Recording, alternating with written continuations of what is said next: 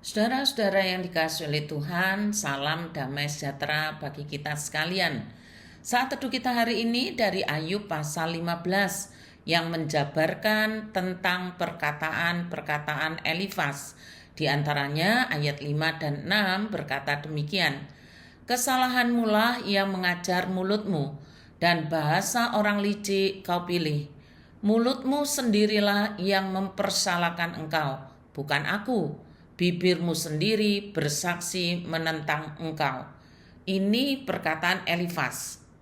Saudara, kita perlu tahu bahwa Elifas ini adalah sahabat Ayub.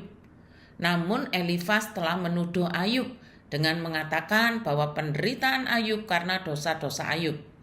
Dan akhirnya kita tahu di pasal-pasal selanjutnya Allah menghukum Elifas dan dua sahabat-sahabatnya yang lain untuk memohon pengampunan dari Ayub.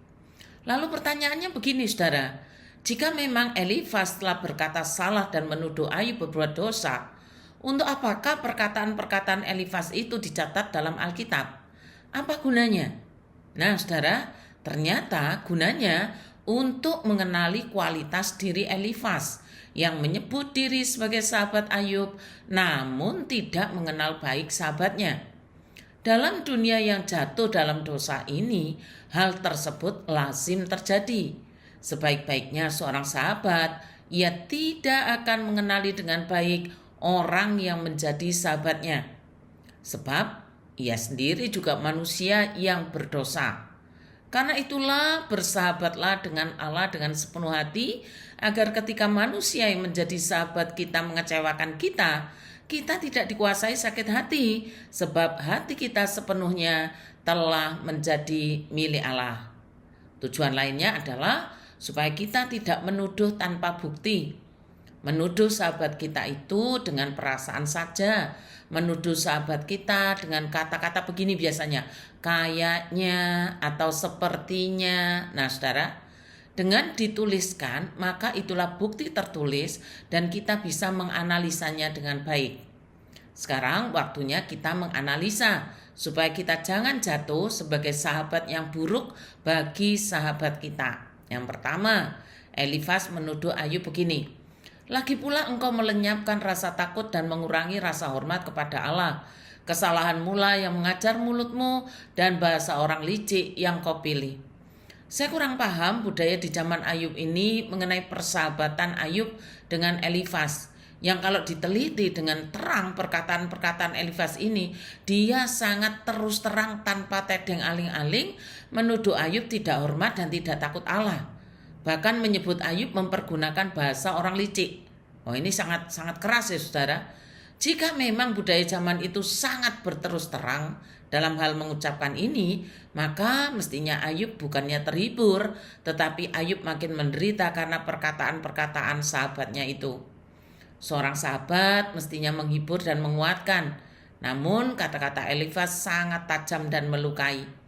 Padahal apa yang dikatakannya itu salah, dan kesalahan Elifas tercatat dengan rapi dalam kitab suci, sehingga ia tidak bisa mengelak atau menghapusnya.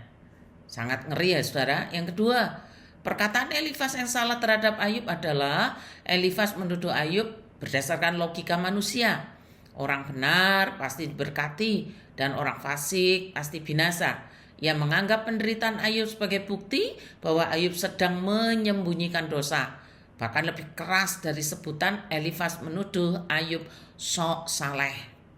Secara tidak langsung Elifas sudah berkata, sudah, jangan bicara lagi.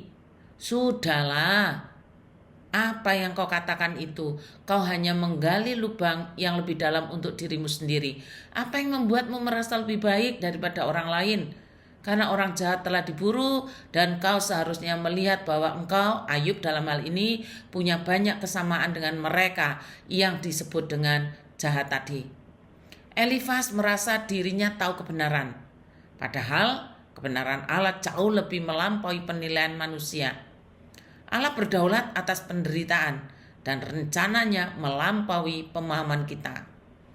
Penderitaan Ayub bukanlah hukuman atas dosa pribadinya, melainkan bagian dari rencana Allah dan menyatakan kemuliaannya.